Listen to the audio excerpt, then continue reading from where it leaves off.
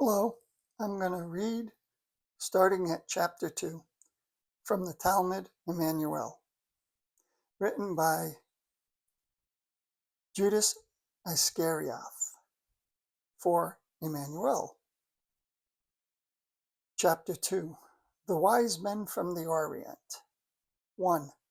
When Emmanuel was born in the stable at Bethlehem, in the stable of a shelter in the land of the Jews during the time of Herod Antipas, Tetrarch, ruler over a fourth part of a land of Galilee and Perea, behold, 4 wise men, businessmen, who were also ones knowledgeable in the stars and academics in the teaching of the prophets, arrived in Jerusalem from the Orient and spoke.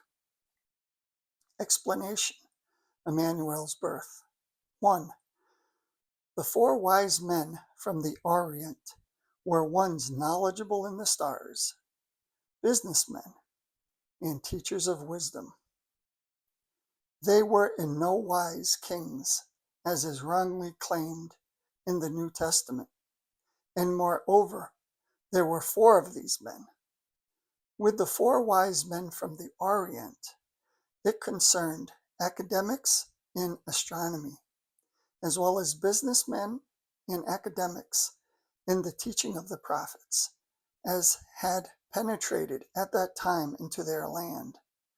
They secretly or confidentially stood in connection by means of visions with the celestial son Gabriel, who informed them of the birth of Emmanuel via a vision created by him. They were distant descendants of 2 sons of Nahizan, or Nashon, who were born after his first son, Sana, and who, at a later time, left their ancestral home and went into a distant land, which was toward the east, and was called Parsa, in present-day Persia or Iran. With the 4 wise men from the Orient, it therefore concerned businessmen, who were also academics in the study of celestial bodies and in the teaching of the prophets, that is, the teaching of truth, teaching of spirit, or as they refer to it now as the teaching of the creation energy, teaching of life, and who were informed of the birth of Emmanuel in a visionary manner by the extraterrestrial, the celestial son Gabriel. 2. Cyrenius, also Crenios, Latin name Publius Sulpicius Quirinius, was a Syrian military commander and not a governor. It was only at the time of the arranged tax assessment, as a result of which Maria and Joseph were induced to travel to Bethlehem, that he was deputy governor of Syria for 11 days. This was 2 years before the supposed birth of Emmanuel, indicated in the New Testament. So he was also born earlier in these years, which today's Christian calendar reckons about 4 years less.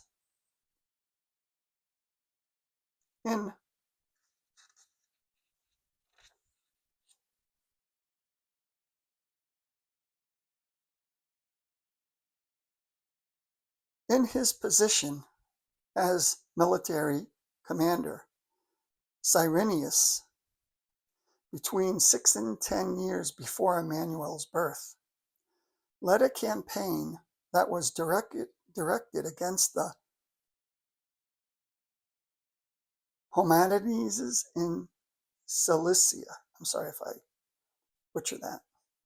Cyrenius was actually no great or considerable personality, and he also accomplished no historically significant achievement, aside from the mention relating to the census in connection with Maria and Joseph. Consequently, he is probably also not discussed in historiography. 3. Herod Antipas did not rule in Jerusalem. Rather, he was only on a visit to this city at the time of Emmanuel's birth. 4. The appearance of the extraterrestrials with their beam ships, singing lights, had nothing to do with publicity, neither in Bethlehem nor in Nazareth or Egypt. It was merely a quite normal appearance without a shielding, because there was no danger in relation to an attack from the side of the human beings of Earth. And the human beings at that time did not give much thought to such beam ship phenomena, now called UFO or UAP phenomena, because they simply accepted such events as divine miracles. 5. Joseph was not hesitant in relation to the recognition of the child, Emmanuel, because, quote, "Take the young child and Maria to yourself," unquote, was only meant to be a request to take both of them at that time in order to return to their home. Thus, Joseph was not admonished by Gabriel, because Joseph recognized the young child Emmanuel from the beginning as his own and gave him his fatherly love after Gabriel had explained the connections to him. 6. After the birth of Emmanuel, Joseph followed his duty of his daily work in his family life, and he fulfilled his duties with great joy. He lived to an old age, which, according to storage bank records, amounted to 97 years. At the time of the birth of Emmanuel, he was, also according to storage bank records, 36 years old. Maria, on the other hand, was 28 years old. Explanation. 2. Where is the newborn King of Wisdom of the Jews? Explanation. Emmanuel had been announced to the 4 wise men as the King of Wisdom of the Jews by the guardian angel, celestial son Gabriel, in the form of a vision, because the 4 wise men were connected in the right wise with, quote, the teaching of the prophets, and lived in accordance with it. The Jewish people were to come to know the spirit-knowing truth, that is, the spiritual teaching, again in a new form through Emmanuel, and were to learn to live it and to spread it, because their forebears had already fallen away from the right teaching of the prophets, but also because they were a multinational people and were very intelligent. As is known, however, everything turned out differently because of consistent failure. 3. We have seen a bright light in the sky and heard a voice, which said to us, 4. Follow the tail of the light, because the King of Wisdom of the God believers is born, and he will bring great knowledge. 5. Therefore, we have come to see and to honor the newborn King of Wisdom. 6. It has been said since old times, he shall have the knowledge of the Ishwish, or the JHWH, and be a son of the celestial son Gabriel. 7. His knowledge will be properly boundless, as will be his might and his wisdom, and he shall master the teaching of the knowledge of the Spirit, and he shall bring this to the human beings, so that they may comprehend, learn, and turn to the creation. Explanation. The Spirit is a creational energy with great power, by which the human being, like every life form, is animated.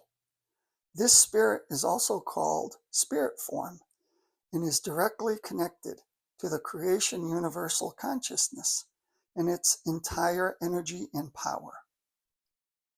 The spirit, or the spirit form, is immortal and is integrated into the continued existence to such an extent until, in a distant time, emerging back with the creation universal consciousness, that is, with the creation energy occurs. Until then, the spirit or the spirit form is subject to reincarnation, that is, rebirth, in which case knowledge is collected from the consciousness of the human being and is accumulated up to wisdom. As a result of the incapacity of the human beings, which was still present even at Emmanuel's time, with regard to all kinds of terms, as for example consciousness, the traditional and widely used term spirit was used for this at that time. Emmanuel was conscious of the fact that the term spirit was not correct, but due to the lack of understanding of the human beings, he could not use the right term consciousness to explain the values of the teaching of the prophets and the edification. This, however, did not pose any obstacle, because if the creational spirit in the human being, that is, the creational human spirit form, is spoken to by the human being himself or herself, be it in a simple, self-communicative character or with regard to a prayer in expressive edification, then a guideline is thereby granted to the consciousness by which something specific shall come about. By speaking to the spirit, the consciousness is, in fact, automatically spoken to, as there is a direct energy-based connection between the spirit form and the consciousness. For the consciousness only functions by the spiritual energy, which corresponds to a fine fluidal electromagnetic energy. The seat of the creational human spirit, that is, the spirit form, is located in the roof of the midbrain, paired node, the superior colliculus, where the spirit or the spirit form is only the factor of the animation of the consciousness with its entire personality block.